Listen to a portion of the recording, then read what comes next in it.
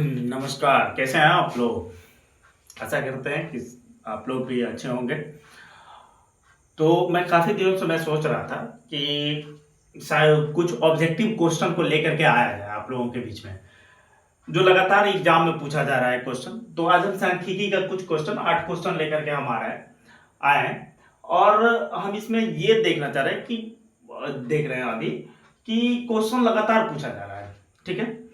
तो ज़्यादा समय नहीं लेंगे और आते हैं हम क्वेश्चन पे।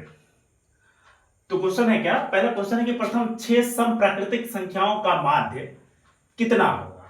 तो देखिए पहला नंबर क्वेश्चन है कि एक ट्रिक है। ऑब्जेक्टिव क्वेश्चन जब भी होता है तो हम लोग चलते हैं ट्रिक की ओर। कहां? ट्रिक की ओर, कि जितना जल्दी सॉल्व हो जाए। तो क्या है कि n जो है वो पदों की संख्या है। n क्या है? पदों की संख्या है। तो जो है कि एक ट्रिक है n+1। क्या है? n+1। तो n क्या है? पदों की संख्या है। तो प्रथम 6 समप्राकृतिक संख्याओं का माध्य है। तो यानी कि प्रथम 6, तो n क्या है? पदों की संख्या है 6, 6+1 इक्वल टू कितना? 7। ये हो जाएगा आंसर इसका 7। ठीक है। अब अगर विस्तार से अगर हम जानेंगे तो ये तो पहला ट्रिक है। सेकंड मेथड हम देखते हैं विस्तार वाला। तो विस्तार वाला में क्या है कि प्रथम 6 समप्राकृतिक संख्याओं का मान।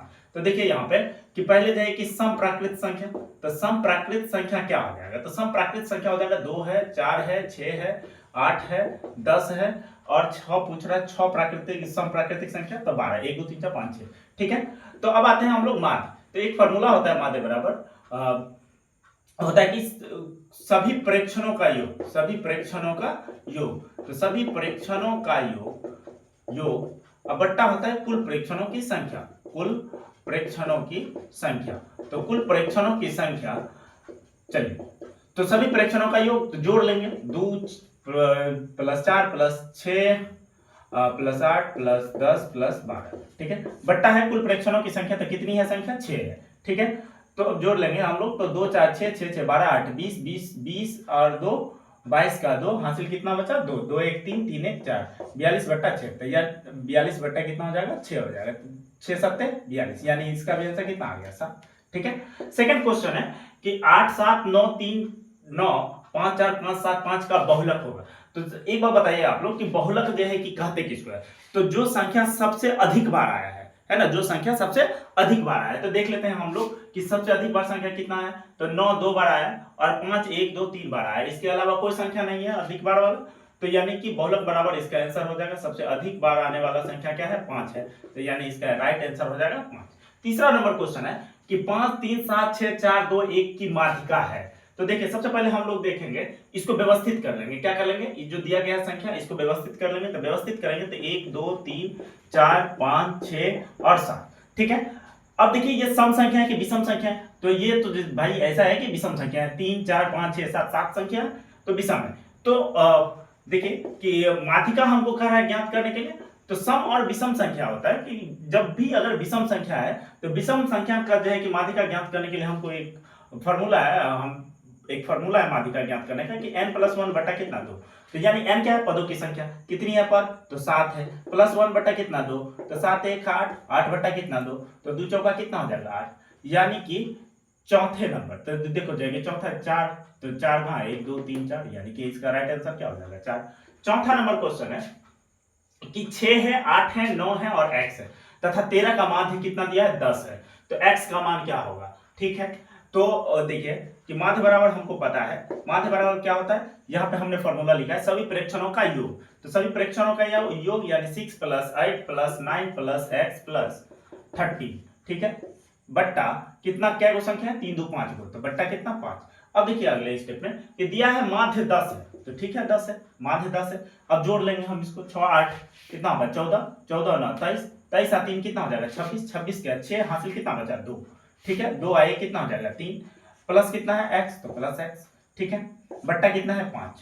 यहाँ पे नहीं कुछ है, कोना कानी गुना कर लेंगे हम लोग। तो 1 को अगर 36 + x से गुना करेंगे तो 36 + x हो जाएगा।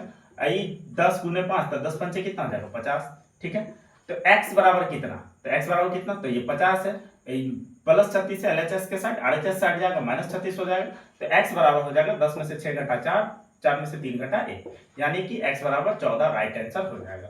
पांचवा नंबर क्वेश्चन है कि किसी वितरण के माध्य बहुलक और माध्यक के बीच मूल संबंध क्या है? ठीक है। तो फॉर्मूला होता है कि बहुलक बराबर 3 गुने माध्य माइनस 2 गुने माध्य, जो है कि इसका राइट आंसर हो जाएगा ए नंबर। छठा नंबर है कि 4 लगातार विषम संख्याओं का माध्य दिया है 6। कितना है? तो 4 लगातार विषम संख्याओं का माध्य 6 है, तो सबसे बड़ी संख्या है। तो हम इसको जो है कि मिटाते हैं। इसके बाद जो है कि छठा नंबर जो है कि क्वेश्चन पे हम लोग आएंगे, ठीक है। तो चलिए देखते हैं।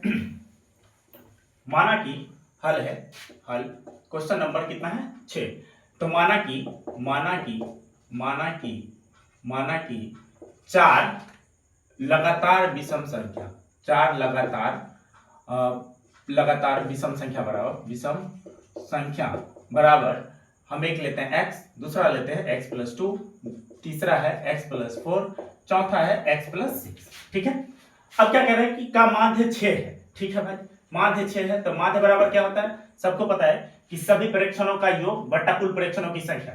तो सभी परीक्षणों का योग यानी x और दूसरा है x प्लस 2, इसके बाद प्लस x प्लस कितना हो जाएगा 4, इसके बाद हो जाएगा प्लस x प्लस 6, ठीक है। बट्टा कितना हो जाएगा? तो 4 परीक्षणों, कुल परीक्षणों की संख्या, तो 1 2 3 4, तो 4, ठीक है। माध्य हमको दे दिया है, माध्य कितना दे दिया है? 6 दिया है, ठीक है।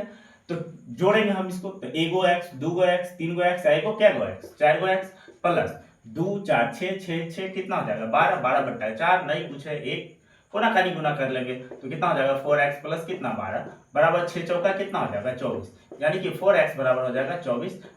LHS से RHS साइड की ओर जाएगा प्लस 12, तो ये हो जाएगा माइनस 12। तो 4x बराबर हो जाएगा 24 में से 12 घटेगा 12 हो जाएगा। तो x बराबर कितना? तो x बराबर 12 बट्टा कितना 4, 4 दिया 12, यानी कि x बराबर आ गया हमको कितना 3। अब आगे कह रहा है क्वेश्चन में, तो सबसे बड़ी संख्या है, तो सबसे बड़ी संख्या क्या है? x प्लस कितना है 6।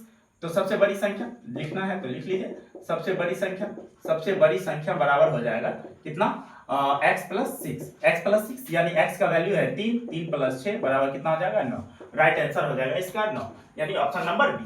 अब 7वां नंबर क्वेश्चन है कि प्रथम 10 प्राकृतिक संख्याओं का मान। तो हमने पहला नंबर क्वेश्चन बताया है और ये क्वेश्चन भी देख लीजिए कि 18 में भी पूछा हुआ, 2025 में भी पूछा गया है। तो हम कुछ नहीं, सीधे हम ट्रिक पे आएंगे। विस्तार वाला क्वेश्चन एक हमने बता दिया है, तो जो है कि क्या हो जाएगा n प्लस 1, यानी n क्या है? पदों की संख्या है। पदों की संख्या कितना दिया गया है 10, तो 10 प्लस 1 बराबर कितना 11, इसका राइट आंसर हो जाएगा 11, ठीक है, ऑप्शन नंबर सी। 8वां के निम्न में कौन केंद्रीय प्रवृत्ति की माप नहीं है? तो ये मानक विचलन हो जाएगा इसका राइट आंसर। ये 19 में भी पूछा गया, 21 में पूछा गया, 22 के फर्स्ट सिटिंग में पूछा गया, फिर सेकंड सिटिंग में भी पूछा गया और 2026 में भी पूछा गया। यानी कि कुल मिलाकर के ये 8 क्वेश्चन है, ये 8 क्वेश्चन लगातार जो है कि पूछा जा रहा है और इस टाइप का जो है कि बहुत सारा ऐसा क्वेश्चन है जो कि पूछा गया है, ठीक है। तो हमको जो लगा इंपॉर्टेंट जो है कि 8 क्वेश्चन, तो इसमें हमने जो है कि आपके सामने रखा। अब आपको कैसा लगा ये लाइक कमेंट और शेयर निश्चित कीजिएगा। तब तक के लिए धन्यवाद।